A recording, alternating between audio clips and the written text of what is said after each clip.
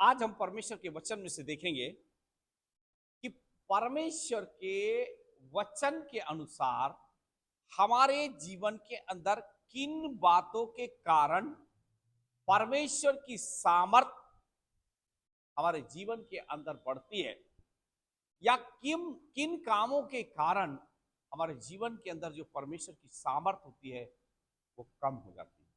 सबसे पहले हम देखेंगे कैसे हमारे जीवन के अंदर सामर्थ बढ़ती है। जब हम प्रार्थना करते हैं, वचन पढ़ते हैं, उपवास करते हैं और परमेश्वर की उपस्थिति में और उसकी संगति में रहने के द्वारा जो सामर्थ हमें प्राप्त होती है, उस सामर्थ को के द्वारा हम परमेश्वर की उपस्थिति में बढ़ते हैं। भजन संहिता उसका 84 उसका 5वां वचन कहता है, क्या ही धन्य है वे जो तुझसे शक्ति पाते हैं।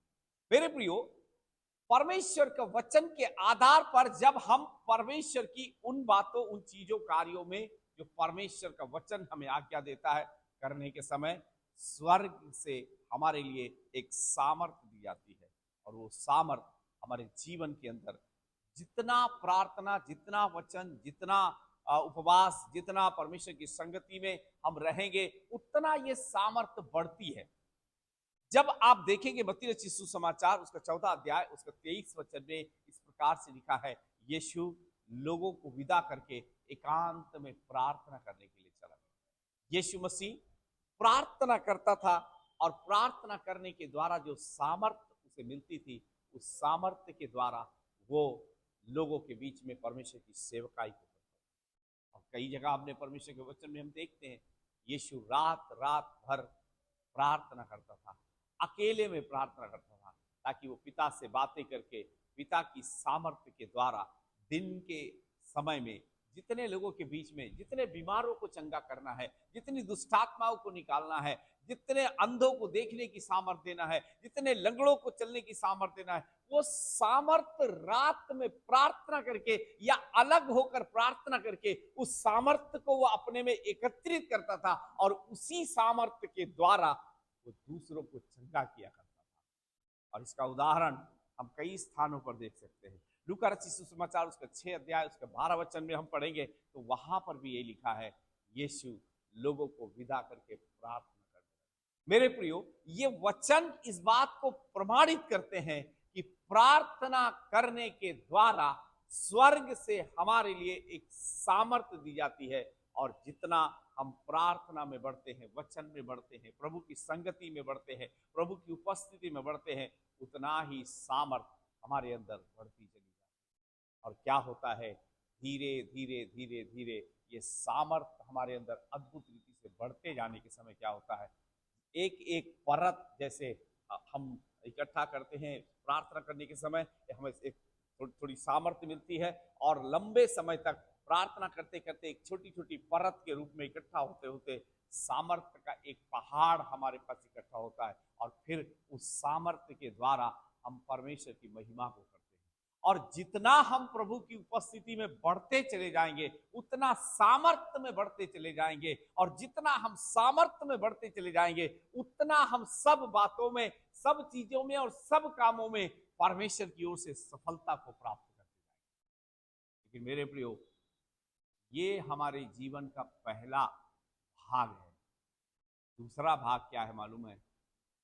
तो सामर्थ हमें परमेश्वर की ओर से मिलती है, शैतान हमेशा उस सामर्थ को हमारे जीवन के अंदर से छुड़ाता है। उदाहरण के लिए, एक व्यक्ति यदि एक दिन में 100 रुपए कमाता है और पूरे के पूरे वो पैसे को खर्च कर देता है, चाहे वो कितने साल भी कमाए, एक भी पैसा वो एकत्रित नहीं कर सकता। लेकिन वही व्यक्ति जब उस पैसे को इकट्ठा करता है तो धीरे धीरे धीरे धीरे वो एक बड़ी रकम के रूप में बदल जाता है। लेकिन आजकल बहुत से लोग प्रार्थना करते हैं, वचन पढ़ते हैं, प्रभु की उपस्थिति में रहते हैं, लेकिन उनका विरोधी शैतान उनके जीवन के अंदर जो प्रार्थना की सामर्थ्य मिलती है, उस सामर्थ्य को चुरा कर जहां पर वो खड़े हैं उनको वहीं पर रहने के लिए शैतान योजना बनाता है और कई बार उसमें सफल होता है। बहुत से लोगों के जीवन के बारे में हम देखते हैं, वो प्रार्थना भी करते हैं, वचन भी पढ़ते हैं, कलीसिया में भी जाते हैं, संगति में भी जाते हैं, दशवांश भी देते हैं, सब कुछ करते हैं, लेकिन उनके घर में कोई बदलाव नहीं आ रहा, उनके जीवन में कोई बदलाव नहीं आ रहा, उनके जीवन में की उनकी परिस्थितियों में जहां पर वो कल थे वहीं पर आज है। उस व्यक्ति के समान जो प्रतिदिन कमाई हुई रकम को खर्च कर देता है, वैसे ही हमारी हालत होती है। प्रार्थना की जितनी सामर्थ्य को हम प्रभु के द्वारा प्राप्त करते हैं, वो सारी सामर्थ्य हम खर्च कर देते हैं, या यूं कहिए शैतान चुरा लेता है, जिसके कारण हमारे जीवन के अंदर दृढ़ता, स्थिरता, मजबूती, तरक्की और उन्नति नहीं होती है। कैसे ये काम होते हैं मेरे प्रियो?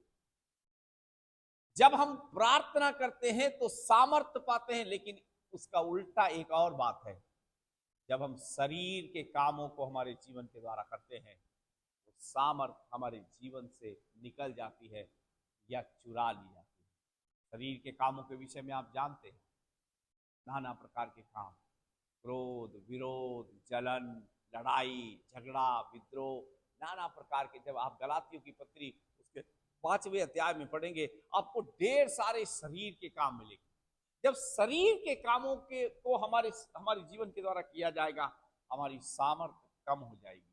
और ऐसे करके बहुत से विश्वासियों, वो अपने जीवन में प्रार्थना तो करते हैं, प्रभु से गिड़गिड़ाते हैं, प्रार्थना भी करते हैं, लेकिन उनके जीवन में कुछ काम नहीं बनते, क्योंकि जो सामर्थ्य है वो उनके अंदर रुकती नहीं। इसलिए मेरे प्रियो, प्रार्थना के द्वारा हमें सामर्थ्य मिलती है, लेकिन शैतान हमें शरीर के कामों में फंसाकर हमारे जीवन के अंदर हमारे जीवन की सामर्थ्य को चुराता है। लेकिन आज पवित्र आत्मा हमसे बात करना चाहता है कि जो सामर्थ्य प्रभु ने हमको दिया है, उस सामर्थ्य को अपने में बचा कर रखें। और वो सामर्थ्य क्या करती है? जब मनुष्य के जीवन में शरीर के कामों को जो इस शैतान के अधिकार में लेके हमें जाते हैं, कुछ भी उनके जीवन में आता है, तब वो सामर्थ्य जो कि मनुष्य के प्रार्थना उपवास के द्वारा प्राप्त की जाती है, वो सब कुछ उनके जीवन से शैतान उनके जीवन में चुराता है। और सबसे बड़ी बात क्या मालूम है? इफिसियों की पत्री उसका 4 अध्याय 26 में लिखा है, क्रोध तो करो पर पाप मत करो।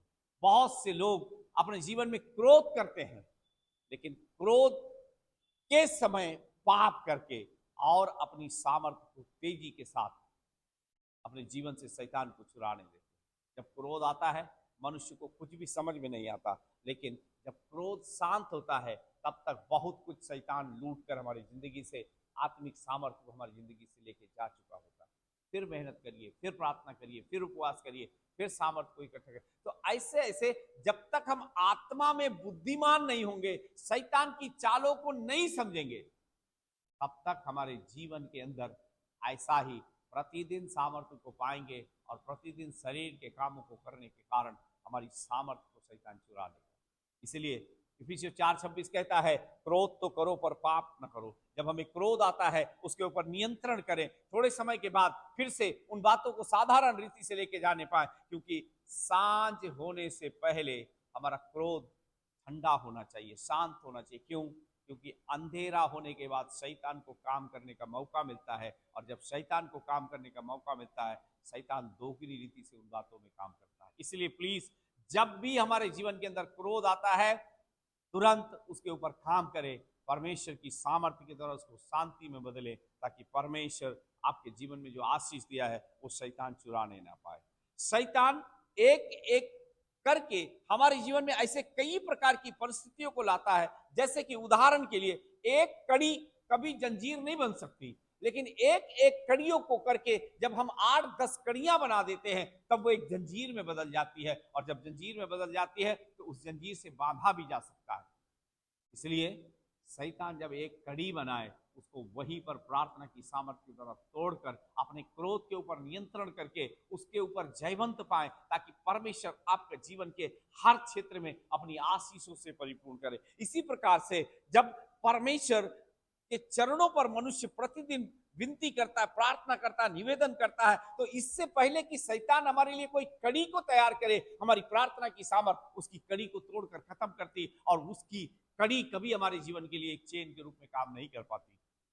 इसलिए निरंतर प्रार्थना करना, वचन पढ़ना और परमेश्वर की उपस्थिति में बैठना, तब परमेश्वर की प्रार्थना की सामर्थ्य एक एक कण के रूप में हमारे अंदर इकट्ठा होती है, और वही एक एक कण एक दिन बड़े पहाड़ के रूप में इकट्ठा हो जाती है। मेरे प्रियो, परमेश्वर के वचन के द्वारा गंभीरता से आपके जीवन के अंदर जो सामर्थ्य को परमेश्वर ने दिया है उसको एक एक कण के रूप में इकट्ठा करिए और एक दिन एक पहाड़ के रूप में परमेश्वर की सामर्थ आपके अंदर होने पाए। जब पहाड़ के रूप में परमेश्वर की सामर्थ आपके अंदर होगी तब शैतान को आपको देखने के लिए ऐसे ऊपर की तरफ देखना पड़ेगा, तब आपका वो कुछ भी नहीं कर पाएगा। और परमेश्वर की योजना आपके लिए यही है, प्रार्थना की सामर्थ्य को इकट्ठा करते करते करते एक एक कण को इकट्ठा करिए, एक लंबे समय के बाद एक बड़ा पहाड़ शैतान के लिए खड़ा हो, ताकि परमेश्वर की आत्मा आपको इस्तेमाल करे, आपके अंदर परमेश्वर की सामर्थ्य कार्य करने पाए। इसीलिए हर एक जन जब पहाड़ के रूप में आप खड़े हो जाएंगे, फिर चाहे आंधी आए, चाहे बारिश आए, चाहे कुछ भी हो, आप कहीं हिलने डुलने नहीं जा रहे। प्रभु का यही योजना है, आप परमेश्वर की उपस्थिति में परमेश्वर की सामर्थ्य को प्राप्त करके आप अपने जीवन के हर क्षेत्र में परमेश्वर की उपस्थिति में बढ़ते जाए। इतने सालों से इतने पहाड़ों को आप देखते आ रहे हैं, और आपको मैं एक गंभीर बात बताऊं, बड़े बड़े भूकंप, बड़े बड़े आंधी तूफान आए होंगे, लेकिन ये पहाड़ जहां थे वहीं पर आज भी आपको दिखाई देंगे। वैसे ही जब प्रार्थना की सामर्थ्य का पहाड़ आपके जीवन में पाया जाएगा, शैतान कितना भी आंधी तूफान और भूकंप कुछ भी लाने से आपका जीवन को कहीं भी नहीं ले जा पाएगा। वैसे ही परमेश्वर के लोग भी होना है, दृढ़ता से परमेश्वर की संतानों को आगे बढ़ना है, परमेश्वर के ऊपर भरोसा करना है, और शैतान की एक एक कड़ी को इससे पहले कि वो जंजीर बनाए, सबको तोड़कर पूरी तरीके से नष्ट करके आगे बढ़ते जाए। और एक बात ध्यान रखें, हमारे जीवन के किसी भी क्षेत्र में जो सामर्थ्य हमें परमेश्वर ने दी है वो व्यर्थ में जाने ना दे। जिस सामर्थ्य को यीशु प्राप्त करता था, उस सामर्थ्य के द्वारा वो यीशु दूसरों के लिए भलाई के काम करता था, दूसरों को चंगा करने का काम करता था। वही सामर्थ्य परमेश्वर प्रार्थना के द्वारा हमें देता है। उस सामर्थ्य को अपने में बना कर रखे, बचा कर रखे, शरीर की बातों के लिए, शरीर के कामों के लिए अपने आप को इस्तेमाल ना होने दें। परमेश्वर का वचन क्या बोलता है मालूम है? तो यहोवा की बाट जो होते हैं वो नया बल प्राप्त करते हैं, वो उकाबों की नाई उड़ते हैं, वो चलते हैं, थकित नहीं होते, श्रमित नहीं होते। परमेश्वर अपने लोगों को जब सामर्थ्य से भरता है, वो नए उकाब की नाई उड़ते हैं और आशीषित होते हैं। इसलिए मेरे प्रियो, परमेश्वर कहता है कभी जब हमारे जीवन के अंदर ऐसी परिस्थिति आए, हमारे जीवन में क्रोध आता है, तो जब क्रोध आता है हम दूसरों से बदला लेने के लिए प्रयास करते हैं, लेकिन प्रभु का वचन कहता है रोमियो की पत्री उसका 12 अध्याय उसके 19 वचन में, अपना पलटा नहीं लेना, क्योंकि पलटा लेना परमेश्वर का काम है। परमेश्वर को अपना कार्य करने दो। तो परमेश्वर का क्रोध है वो मनुष्य उसका सामना नहीं कर सकता, इसलिए परमेश्वर जब हमारा पलटा लेता है, परमेश्वर अद्भुत रीति से हमारे लिए काम करता है। इसलिए परमेश्वर की प्रार्थना की सामर्थ्य हमारे जीवन के अंदर, प्रार्थना करने के समय एक सामर्थ्य मिलती है, लेकिन मुंह से गालियां बकना, मुंह से भद्दी बातें बोलना, मुंह से अपशब्द बोलना, मुंह से किसी को कोसना, मुंह से किसी को श्रापित करना, वो बातें हमारे जीवन के अंदर परमेश्वर की सामर्थ्य को कम करती है। इसीलिए बहुत प्रार्थना करके, बहुत उपवास करके, बहुत वचन पढ़ के भी हमारे जीवन में कोई बदलाव नहीं होता, क्योंकि हम इन बातों को जानते नहीं हैं और गंभीरता से लेते नहीं हैं। लेकिन प्रभु आज कहता है इन बातों को गंभीरता से ध्यान से देखें, ये बातें हमारे जीवन को परमेश्वर की उपस्थिति से अलग न करें। जो सामर्थ्य घुटने पर जाकर आंसू बहाकर प्रार्थना करके प्रभु से हम प्राप्त करते हैं, उनको ध्यान से देखें, अपनी आंखों को ध्यान से देखें, अपने कान के ऊपर ध्यान दें, अपनी जुबान के ऊपर ध्यान दें। इन तीनों के कारण वो सामर्थ्य जो हमारे अंदर होती है, शैतान हमारे जीवन के अंदर से चुरा लेना चाहता है। लेकिन अपनी आंखों पर, अपने कानों पर और अपनी जुबान पर नियंत्रण रख के ये सामर्थ्य को अपने अंदर बढ़ने दें, क्योंकि ये सामर्थ्य एक दिन आपको एक परमेश्वर के लिए एक चट्टान के समान दृढ़ करके खड़ा करेगी। चाहे कुछ परिस्थिति हो, चाहे कुछ भी हालात हो, लेकिन हर हालात में परमेश्वर के लिए दृढ़ होकर बढ़ते